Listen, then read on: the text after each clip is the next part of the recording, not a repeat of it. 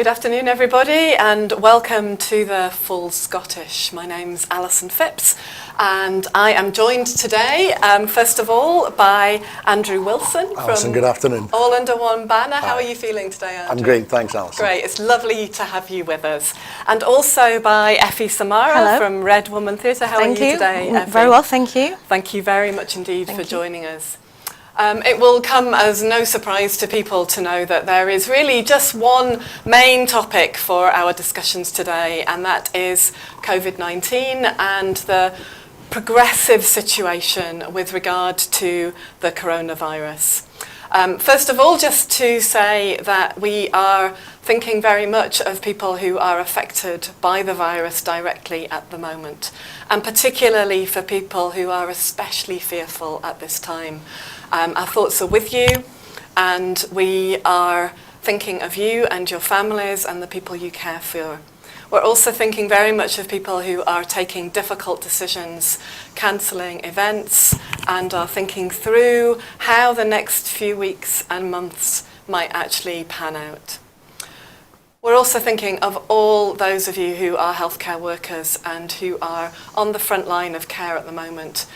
These are times which are tiring and worrying, and we wish very much to offer our support to all those working in the Scottish Health Service, but also to everybody working worldwide in other contexts, and particularly in areas of the world where there may not have been the privilege of health systems such as the ones that we enjoy today. That very much sets the context for our discussions today, and I've already warned my two guests that this is not going to be a programme where there will be any armchair experts or armchair epidemiologists or armchair experts on public health. These are not our areas of expertise. We are very much like you, people who live and work in Scotland and who have a real concern for what we have to do to make Scotland a healthy country where well-being can flourish. So I'm going to turn first of all to you, Andrew, and just to say, how has your week been? What's it been like as the pattern of events have unfolded? It's been a very busy week with my helping to organise events for All Under One Banner. We took a decision on Thursday to postpone the first of our large marches for this year. So that took a great deal of reorganisation and work in order to make sure that our communications were very clear for people. And I think that the decision that we've taken, from all of the feedback, almost all of the feedback I've seen, it suggests that people absolutely understand why that decision has been taken. And I think that indicates that people understand that some difficult decisions and steps are going to have to be taken by all of us. Yeah. So this isn't a small decision that you've taken, this is a major event. And Absolutely. the event to postpone this can't have been easy. How did you make that decision? We gathered as much information as we could, and that in itself is difficult at the moment because apart from online sources, speaking to health professionals is difficult because they've got better things to be doing at the moment. However, we gathered as much information as we could from SNHS, the Scottish Government, Police Scotland, and thought very hard about our obligations to people. All Under One Banner events are well known for being positive, inclusive and safe and fun. And that's really fundamentally important to us for all the events that we organise. And from that perspective, it became pretty clear pretty quickly that the sensible thing to do, the only thing to do, was to postpone the event that was due to happen on the 4th of April. Yeah, lovely. Thank you. Thanks very much, and thanks for taking that decision. It can't have been an easy week. No. Indeed.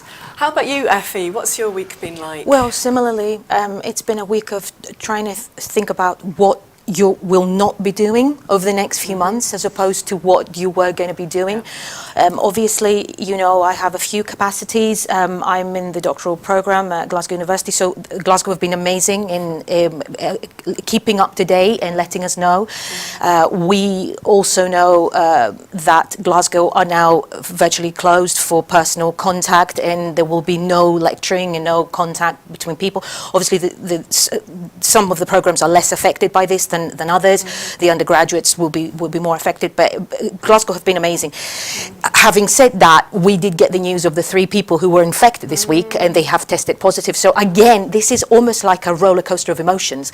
You think about one thing, and before you've completed one thought, there's another thing to be dealing with. Other capacities include being a mum, which is another very challenging thing to be undertaking at the moment, because schools in Scotland are not closed yet. We keep on hearing from different experts as to what should be happening or what ought to be happening.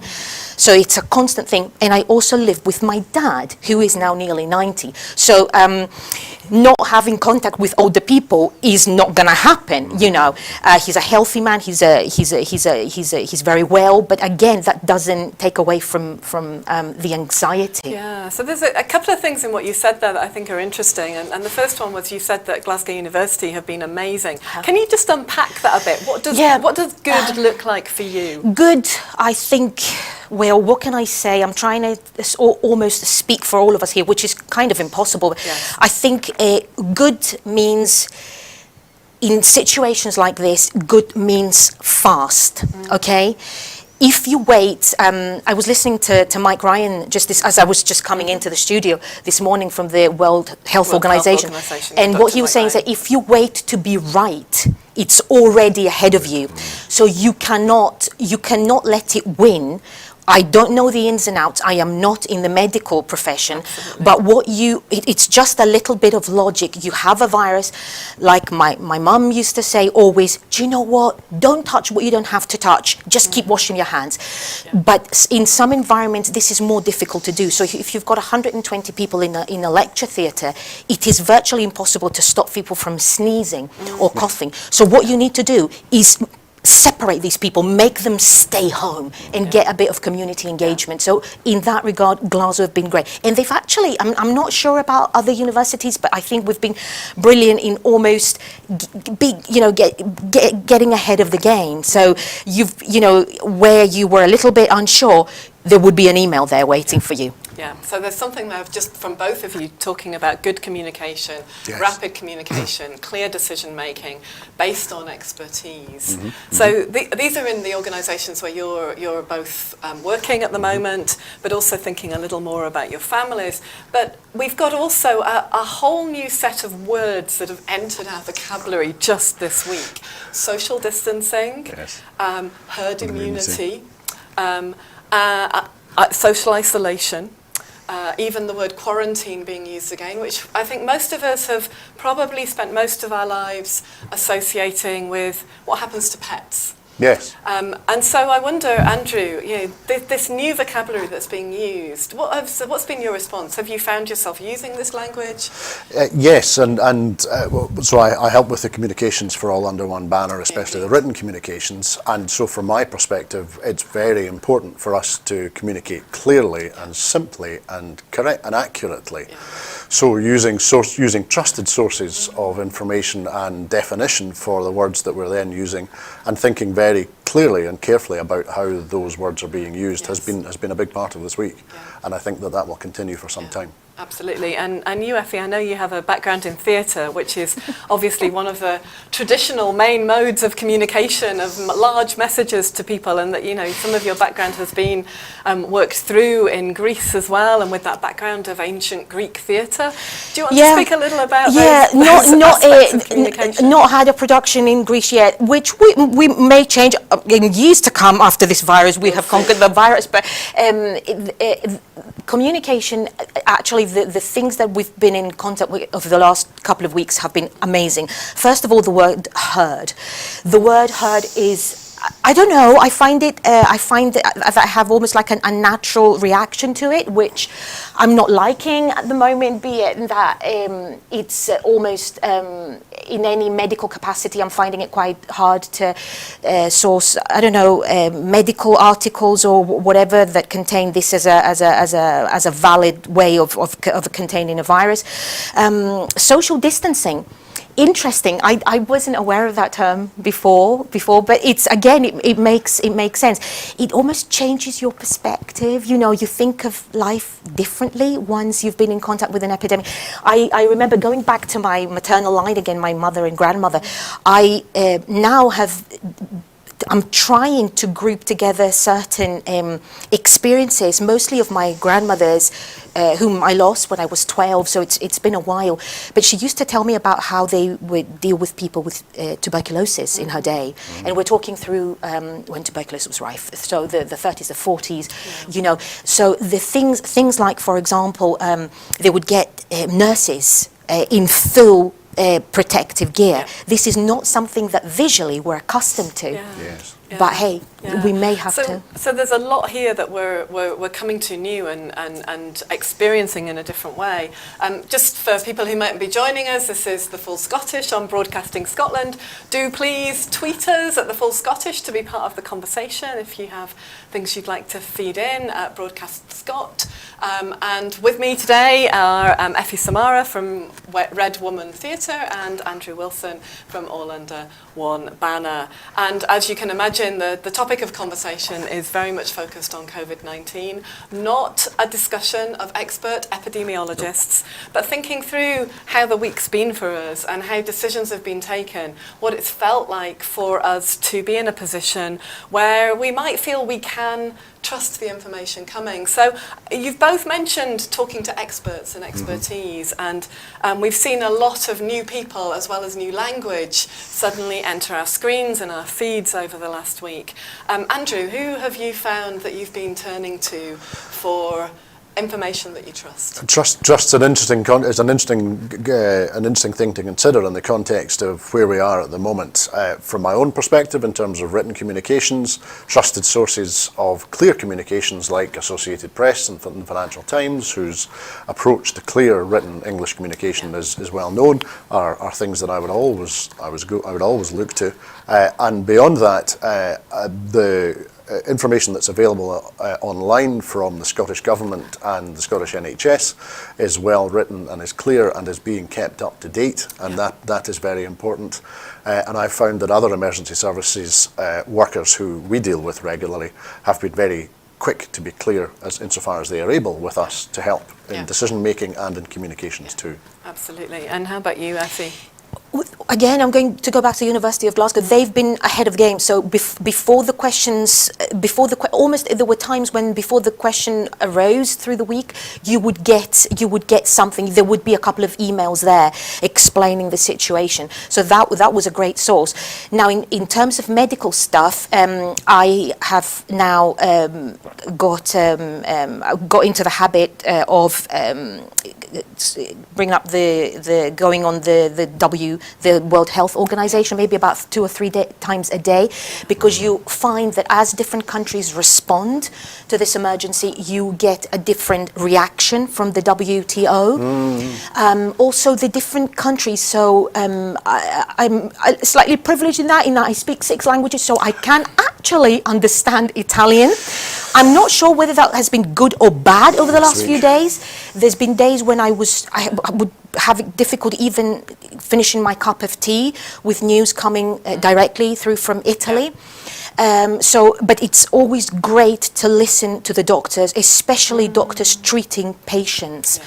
And obviously the Scottish Government, I think they've tried to be just as transparent as one can be under the circumstances. Yeah, that's great. Maybe this is a good time just to remind everybody of the advice that we've been given so far from the Scottish Government, which is that you can reduce your risks by avoiding direct hand contact with your eyes and your nose and your mouth, maintaining good hand hygiene, avoiding direct contact with people that have a respiratory illness, and avoiding using their personal items such as their mobile phone, covering your nose and mouth when coughing or sneezing with disposable tissues, and disposing of them in the nearest waste bin after use.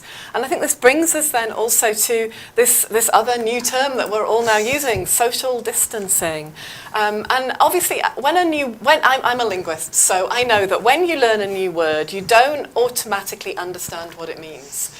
It doesn't go from your brain into your body immediately. It takes a little while for you to know what to do when you hear that word.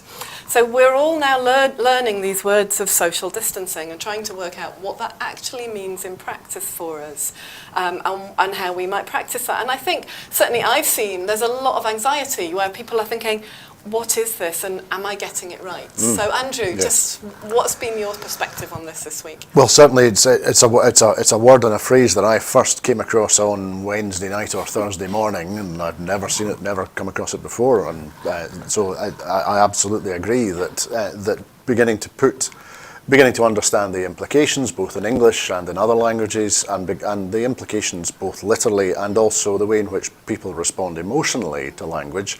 I think we're at the very beginning of that process with a lot of this terminology.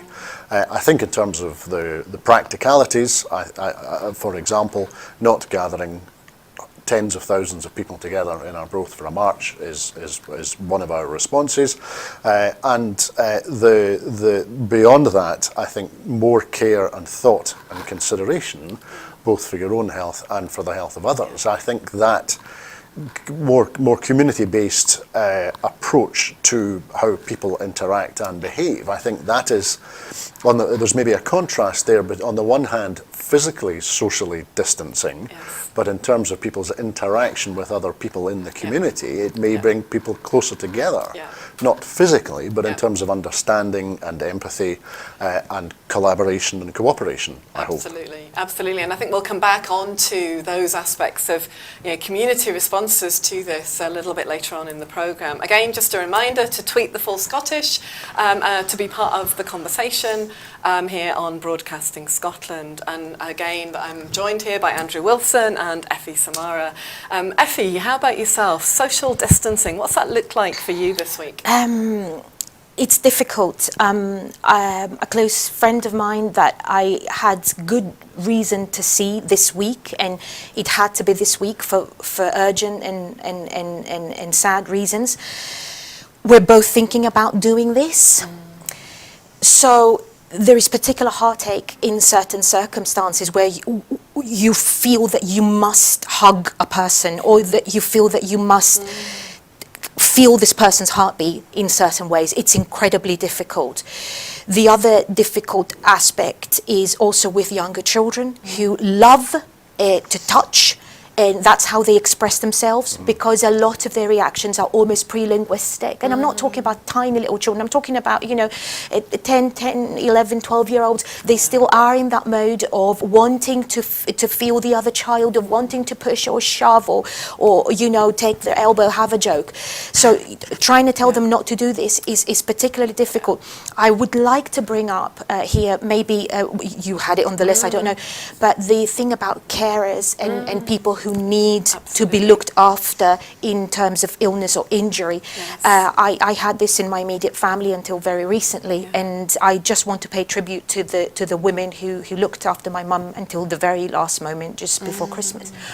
So I'm thinking, were mum still to be alive, this would be a huge, big challenge, because these four brilliant women who would come on a Monday and a Thursday, what would be the implications of that? And she was very lucky that she had a family all around her, but there are people out there who don't have that. They are on their own. So what about them? I constantly think about that, and I'm sure there will be policies in place, but just to bring that up. Absolutely, Andrew. I think it's fair to say that, and we were very clear that in terms of making the decisions that we took during the week, one of the most important considerations was thinking of the health and welfare of the community and thinking of the health and welfare of those who support the community, in our case SNHS and Police Scotland. In times of difficulty and emergency such as this, the pressure on the emergency services is greater than ever. Their availability and their headcount will be reduced, because inevitably the virus will transmit into their communities, and so we need to think about ways to reduce, if we can, the pressure upon those who are bearing even greater pressure than usual.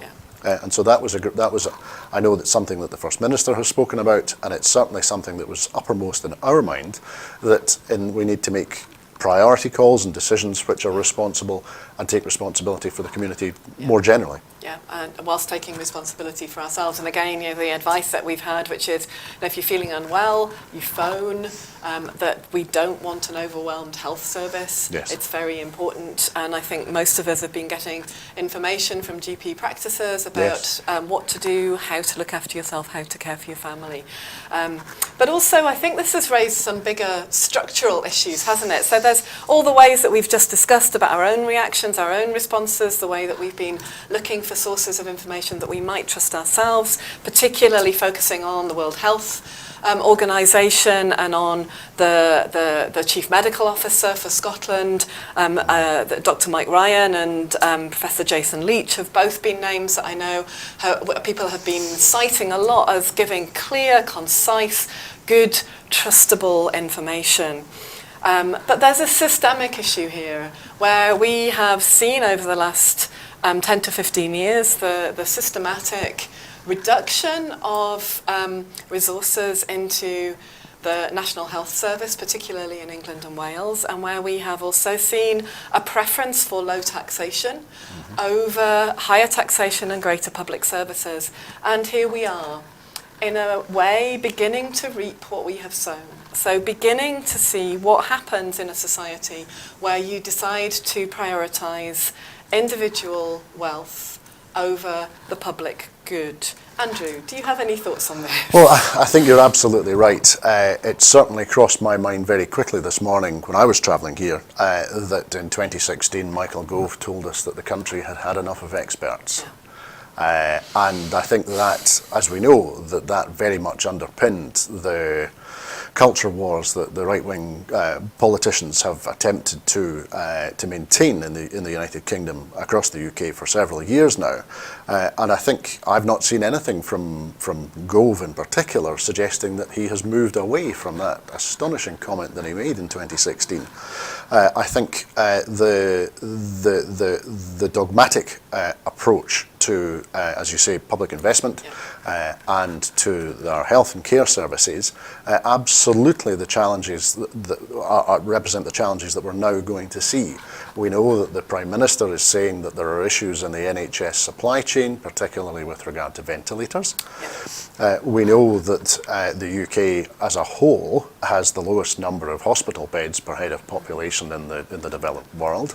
Scotland, of course, is a little bit better, I think about 10% better than England and Wales, but we know that the UK as a whole has a very low number of beds per head of population.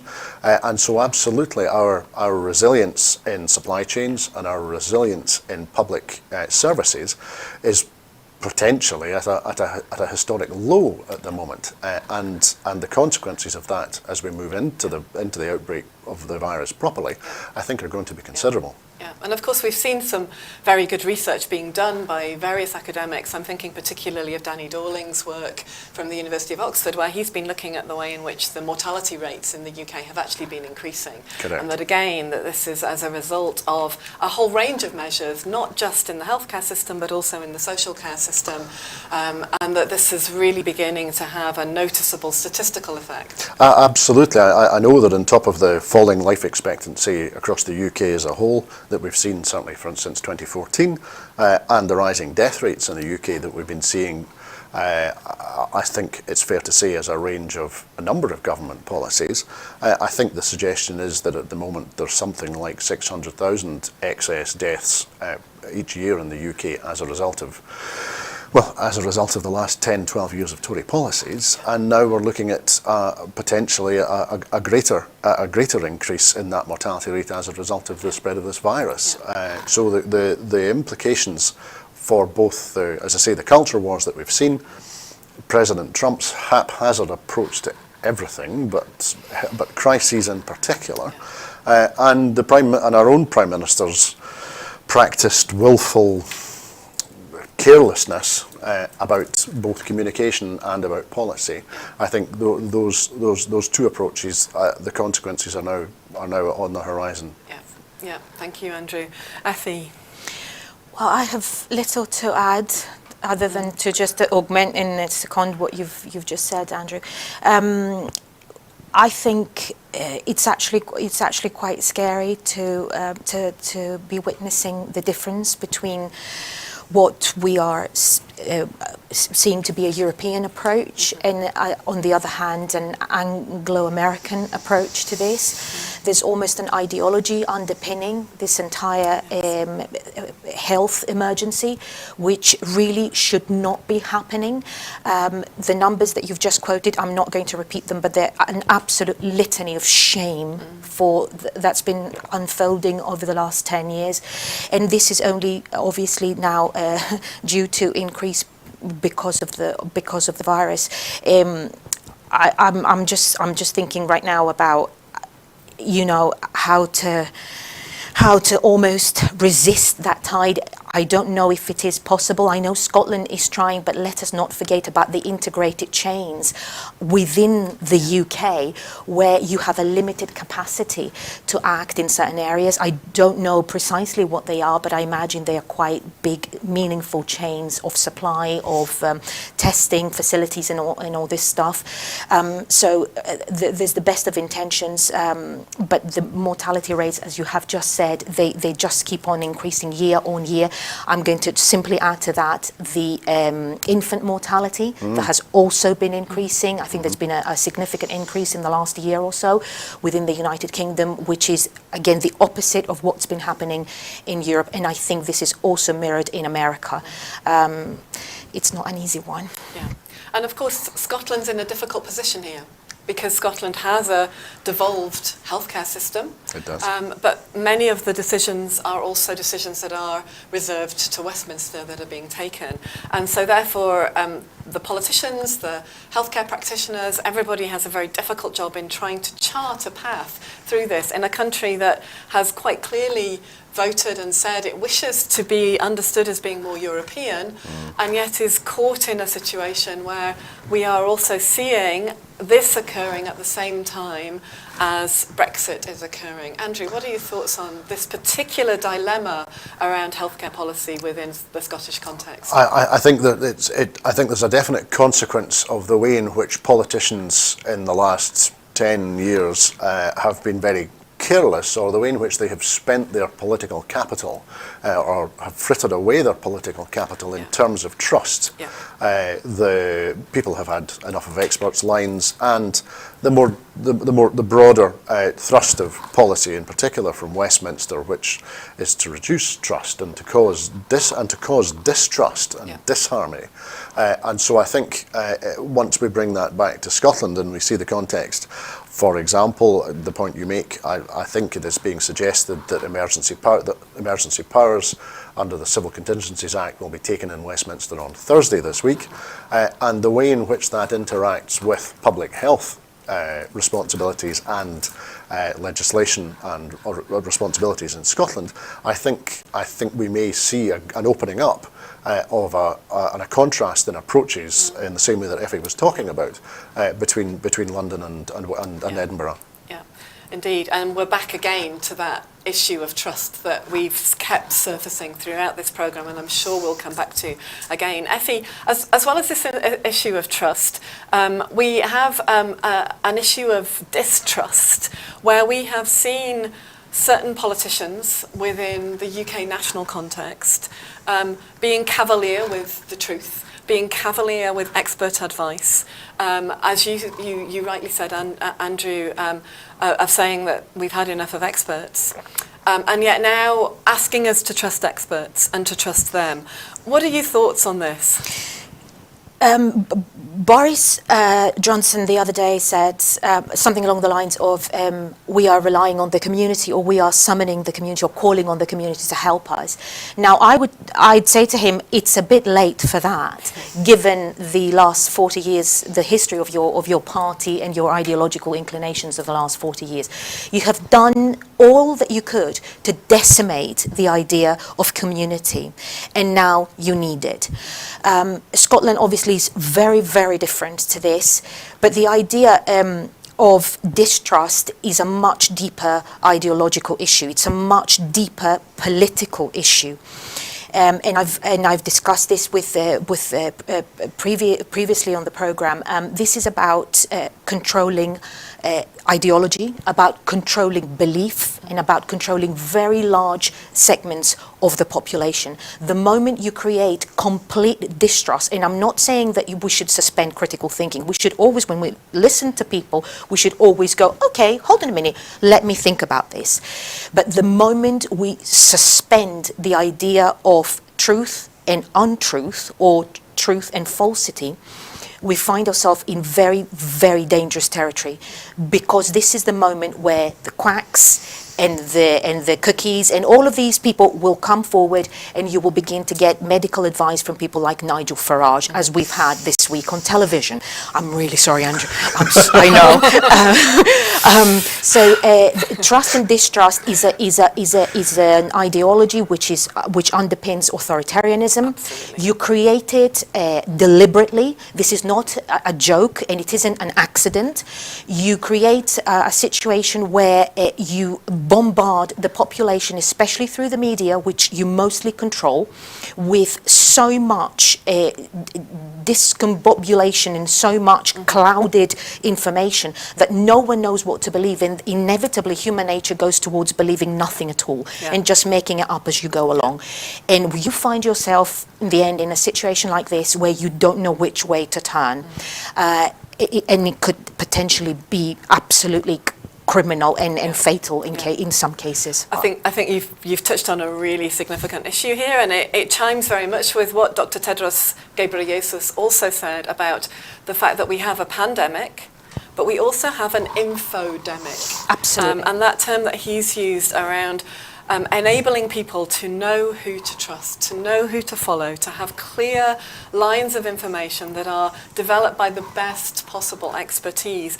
And what has really helped me trust the experts is that the experts have all been saying, this is not something that is a computer game. This isn't something we can model to an absolute point of accuracy. This isn't something where we can tell you exactly what's going to happen to you or to your family. This is an evolving situation with so many variables that it won't pass those laboratory tests that might be able to restrict variables. But instead it's something where we're having to all stay abreast of it, all try and practice new forms of trust in the space that we find ourselves in. So I do think that on the one hand there's the pandemic, and on the other hand the infodemic, and us trying to work out where to place our trust is really important yet again. So there's two things I think we can possibly discuss under that. But Andrew, I can see you were wanting to get in. I was just going to say that the political pirates, the buccaneers who have got to where they are now, especially in the UK, through dodgy tweets and dark and unregulated Facebook ads. Absolutely. That approach, and which has had many of the implications that we've been discussing this morning, that won't cut it anymore. No. Those who have adopted that approach are now going to face a real acid test in all sorts of ways, politically, in terms of public health, in terms of trust, in terms of communities. And one can only hope that those who have advanced and practiced those dark arts for their own political advantage, that may now come to an end. Yeah.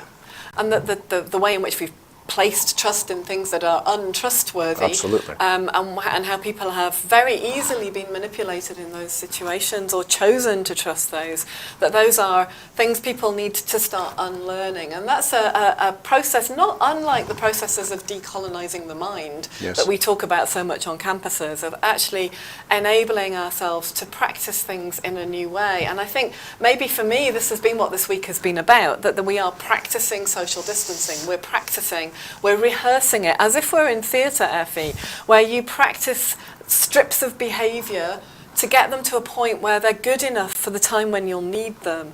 And so we're practicing social distancing. We are practicing thinking about washing our hands whilst singing Jolene in our heads. We're doing all kinds of things to try and get good at this so that we'll be ready for the moment where this is also what is needed. And that we get good at things by practicing. Anyone who has lived in a house with someone learning a musical instrument, from the bagpipes to the fiddle. I'm going through that at the moment. We all know you get good at it by practicing. So we might not be that good at washing our hands yet, but we are going to get better at it as we keep practicing and helping one another to practice. So I think, again, this is maybe where we can look at two aspects of measures that people are taking at the moment. So maybe first of all, just to mention that Kate Forbes announced a 320 million package of support for businesses, and we're also seeing a lot of talk about support for musicians and the arts and other organisations, and acknowledgement that hospitality and tourism industry are going to be particularly severely hit as airlines cease to fly, and also an understanding that within that there are benefits for climate change. There is a reduction happening because there's a reduction in flying at the moment, and that there are all of these different elements to this. But maybe just a few thoughts from you, Andrew, on the business packages measures. Well, I certainly think that where we are as an economy at the moment, the emphasis that there has been over the last 10 years on self-employment, and I include 0 hours contracts within self-employment because effectively that's what you are.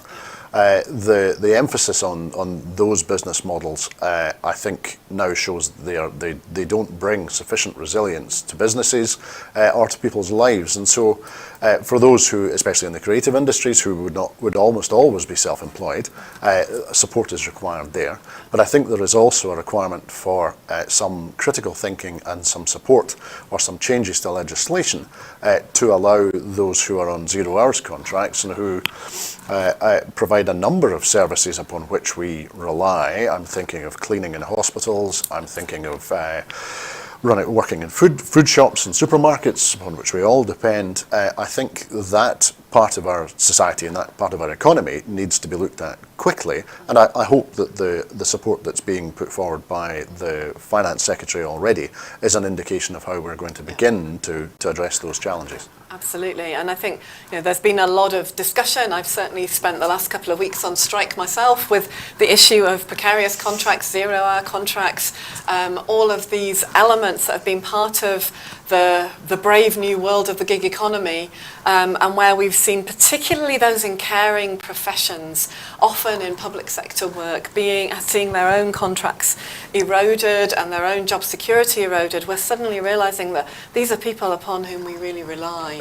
Absolutely. But there is in this, isn't there, Effie, a really fine balance between measures that we all follow and the erosion of human rights. Oh, of course. Human rights, as you know, this is something that I've published on and I've been thinking about for a very, very long time.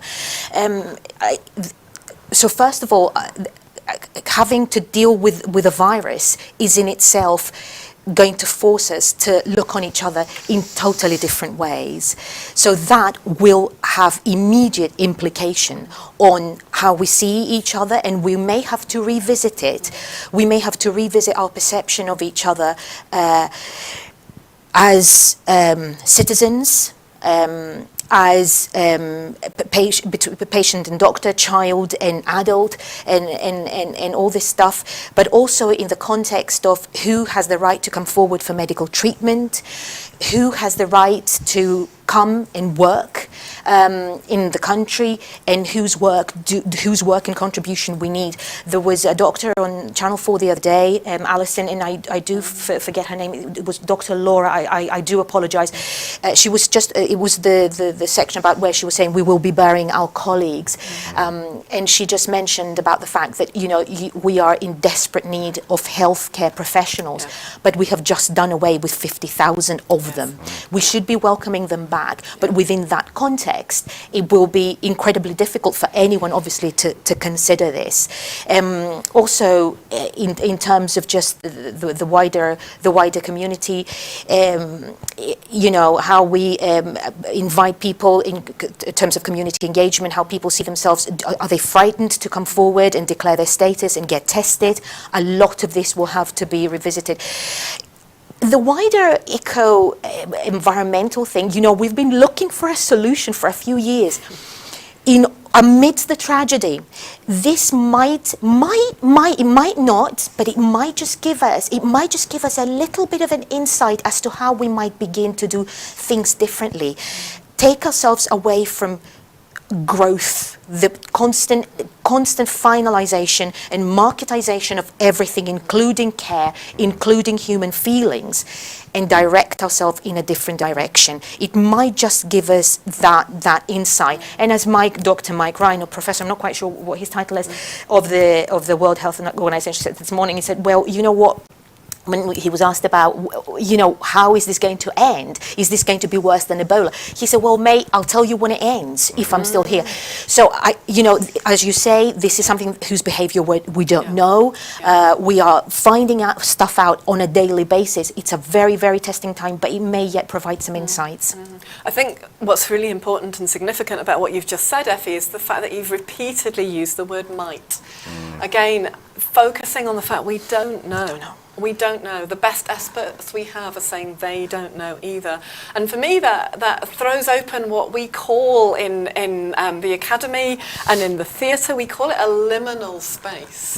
And in a liminal space, it's a space that's an in-between time, a time where we don't know, a time where we say, here be dragons. A time when people behave in ways which are unpredictable, a time when we sense danger, and a time when often there can be an increase in hate and in victimization and in shaming behaviors of other people, but also when there can be a real time of incubating the good and finding ways of producing resilience, finding ways of producing immunity, maybe not to the virus initially, but to those social viruses that we have been incubating for such a long time in society, of racism and xenophobia. And it strikes me there is also, in my experience this week, and I don't know about yours, Andrew and Effie, but there's been a movement into an understanding of community resilience as a way of helping us manage social distancing and social isolation. And I wonder, Andrew, what examples you've seen of this week? Well, I think there is potential. I can certainly see that there is a significant challenge in terms of the right-wing agenda we've seen for the last few years. So, as I understand it at the moment, Scandinavian countries are now, so if you arrive from the UK and Sweden or Norway or Denmark, you are greeted at the airport and invited to either self-isolate for 14 days at the airport or in Denmark, or to go home. So borders are being closed. But borders are being closed for what appear to be perfectly sensible and perfectly reasonable public health grounds. However, many politicians have been using borders for nefarious and unwelcome and evil purposes over the last few years, and so I think it becomes important for us all to understand that a border being closed, it requires two things. Firstly, an understanding as to why it is being closed, and then secondly, what else we can do in light of that border being closed to counter the negative effects and the way in which that could be misrepresented, and so to find ways to bring people and peoples closer together through understanding or communication to counter-effect any people who might try to misrepresent or to deflect away and to use for their own purposes. I am not, the kind of right-wing politicians we have struggled with in the UK over the last few years are notorious for their ability or their determination to spin anything as being the responsibility of migrants or refugees, and that cannot carry on, especially because of these difficult times. Yeah, absolutely. And I think your language there is very clear. Nefarious and evil use of border closures, and here we see obviously a global pandemic, yes, which has known no borders. Exactly. And therefore how we care around borders and how we care for people affected by border policies, particularly the policies of the hostile environment, are vital. Exactly. It's probably worth just mentioning again, for those who may not know, that that all asylum seekers and refugees have been assured by the Scottish Government that they will be able to receive free health care, and that this is a really important piece of information because, of course, your health is my health. Your health is my health. I'm as well as the next person, and we're realising that at the moment. So asylum seekers and refugees in particular. We've also seen announcements from the UK Home Office that certain categories of people on certain visas won't have to be subject to the same reporting restrictions that have been there. Now, I'm just going to say straight away that these reporting restrictions, I believe, should be eradicated immediately, that these have had terrible detrimental and social isolating effects for a long time. Yes. But I'm also going to say that the populations of refugees and asylum seekers that we've seen in this country are also people who have practiced and know how to live in emergency settings for a long time. Now, I know, Effie, that you've worked in this area Of course. with the idea and of exile for a long Absolutely, time, and the yes. exile has been a real understanding in your work. And so you've also been focusing and thinking about this particular category of people. Yes. So obviously the last 5 or 6 years have been very much on exilic consciousness for me in its philosophy and in its politics, but also in its art. I have had the fabulous opportunity to work with eminently yourself, but also with the amazing Rema Sharifi, who gave me access to Syrian refugees who at the time I was absolutely astonished to find that every single one of the women that I spoke with were devastated that they were forced to live in this country. So this is not what people imagine to be, I want to get there to access the benefit service, the meager and very bizarre benefit service. Both these ladies, one of them was a medical doctor and the other one was a woman, a mum of 5, a teacher, and whose mum was a medical doctor in Syria. So again, what a situation like this may do to us, and again I will invoke my my grandmother. She used to sit me down and talk to me about the war, and she used to tell me about how the Italians, my grandmother was Cathalonian, and she used to tell me how the Italians would be in Catalonia, and they had their little sort of places where they would gather, and the soldiers would make a lot of noise.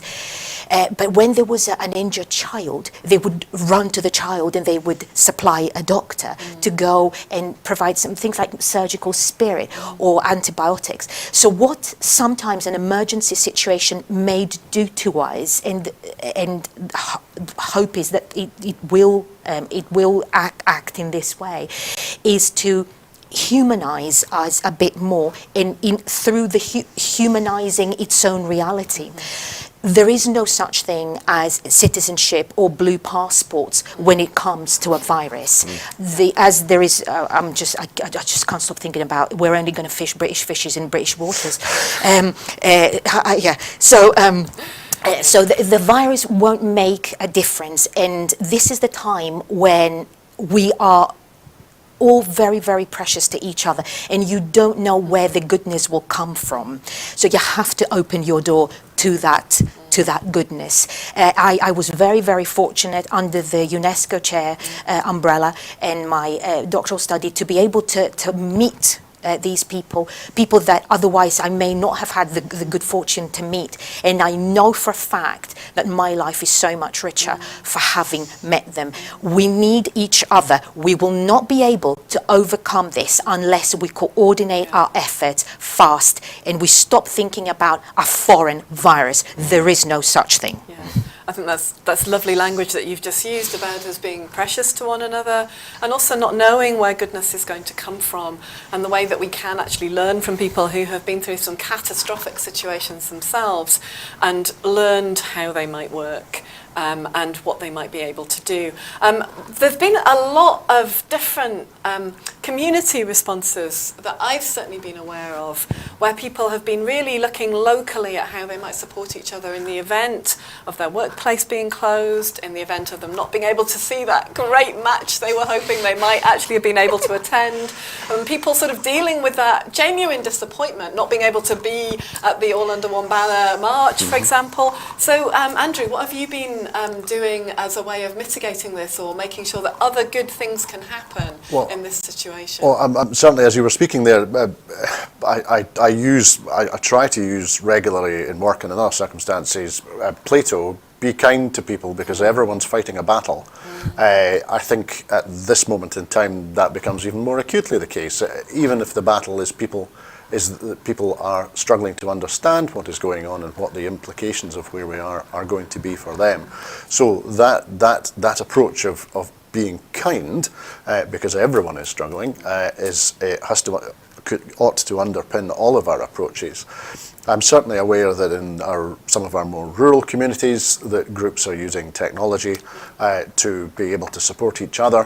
They had begun to, as I understand it, they had begun to cooperate due to weather challenges and weather emergencies, but are now using the same technologies to make sure that people are able to get food and are able to check on each other and to get support. And I think from the perspective of All Under One Banner, I think the use of technology and online communications and events in order to continue the positivity and the inclusiveness, which is, from my perspective, is a hallmark of what we do.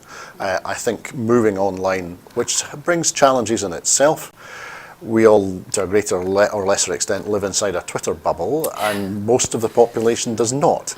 And so in using technology to attempt to mitigate some of the effects, I think we will have to think quite hard about how people access that technology and find technology that works for them. Absolutely. I think we had a really interesting example of that a few years ago when we were looking at interpreting services for asylum seekers, and we discovered that whilst many professionals who made decisions in the kind of, I suppose, the middle class professional bubble of decision making about communications, which I'm often in myself, thought a leaflet was a good idea, translated into several languages, we discovered that actually that was precisely what wouldn't be trusted. That form of communication was not seen to be trustworthy, and that actually you needed to be able to find different forms. And then we decided to make some videos and tell stories with drama, and that was good, but that needed to be on a YouTube platform rather than on a Vimeo platform, because YouTube was trusted over Vimeo. Now, this isn't a blanket statement for all different populations, but that nuanced understanding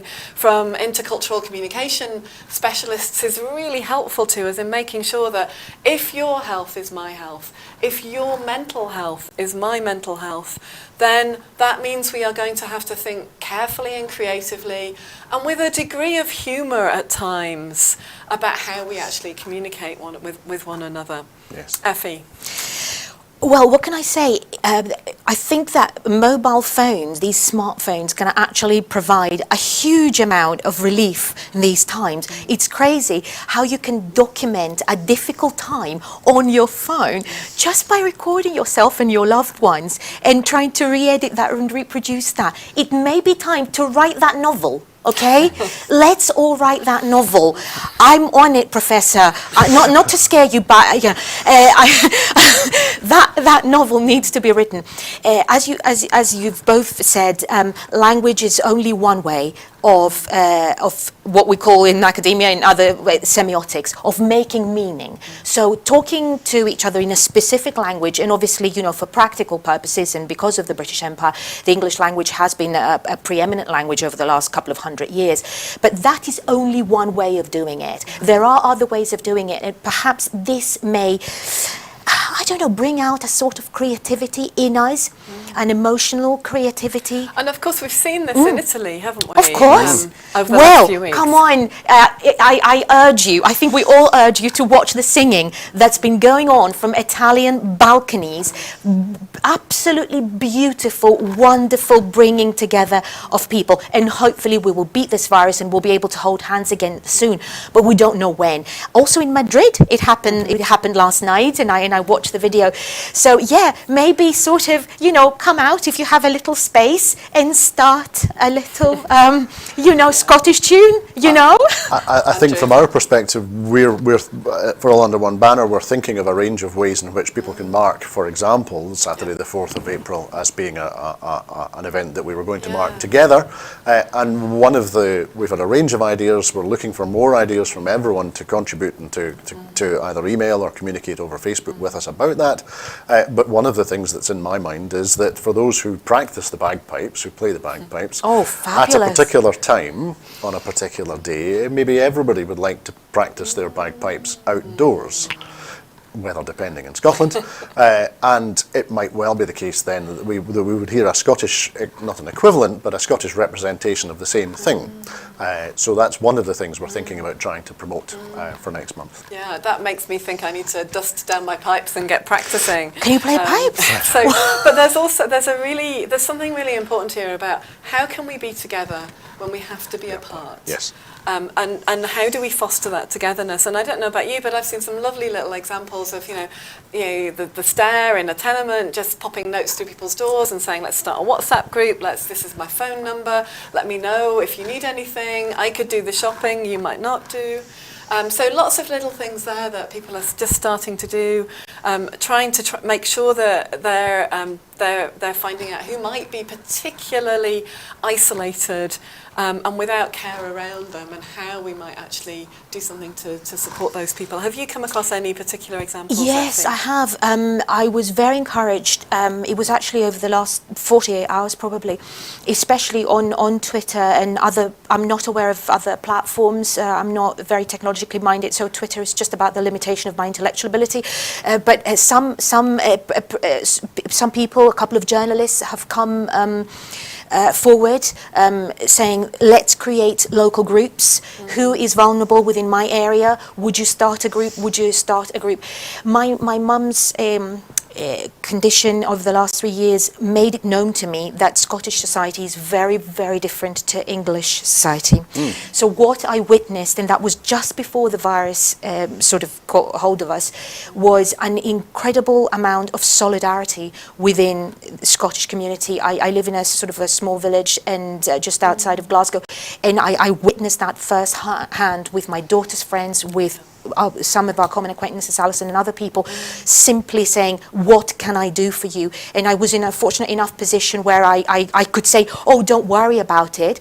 Deep down, I did need it, and people did not stop there. They reached out and said, no, come on, don't be silly. Let me do this for you. And that made all the difference. Now, this Scottishness really does need to come to the fore. And I'm sure there won't be any delay in doing that. So I would urge people, if they can, form small groups, especially with vulnerable members of the community, especially with older people living alone. It's very, very important. You can just drop the shopping outside their door. You don't have to have personal contact. That's lovely, thank you. We're beginning to come up towards the end of our programme, but I just wanted to invite my two guests, Andrew and Effie. Maybe, has there been something that's particularly inspired you this week? Something that you thought, I want to read that, or I want to do that, that's really made you think, this is something I'm going to do that I maybe haven't done in the past? Well, I've certainly seen a lot of people, good friends, all rereading Albert Camus' The Plague, and I probably need to do that, I suspect. So I've certainly been encouraged. My Tsundoku pile of books that I haven't read has been growing over the last few months, and I think from my own perspective, because of people's discussion about literature this last week, my determination is to reduce the size of that pile of books that are not that are still unread. Yeah, somebody once said we buy now the books that we might read in our retirement, but I'm beginning to think they might be things we read now. And I know I've seen people like Robert Macfarlane saying he wants to start an online book group. Yes. So lots of ideas coming up that are around creativity and the arts, around education and thinking, but for us to be able to share those using technology. And Effie, how about you? Anything you've been particularly inspired by? As you know, we're in the process of making a film at the moment, which Creative Scotland are telling me we may have to delay for obvious reasons. So I have found solace in the work of some artists, which can be accessed online. I have in the last few days discovered William Kentridge. Now, William Kentridge is a South African artist, and this is where you see things like, for example, the horror of apartheid and art coming together to make sense of the world. So also Bob Davis recommending Defoe. So come on, William Defoe, again, The Plague, French literature. Get those old books out, go online, watch films that you would not watch otherwise.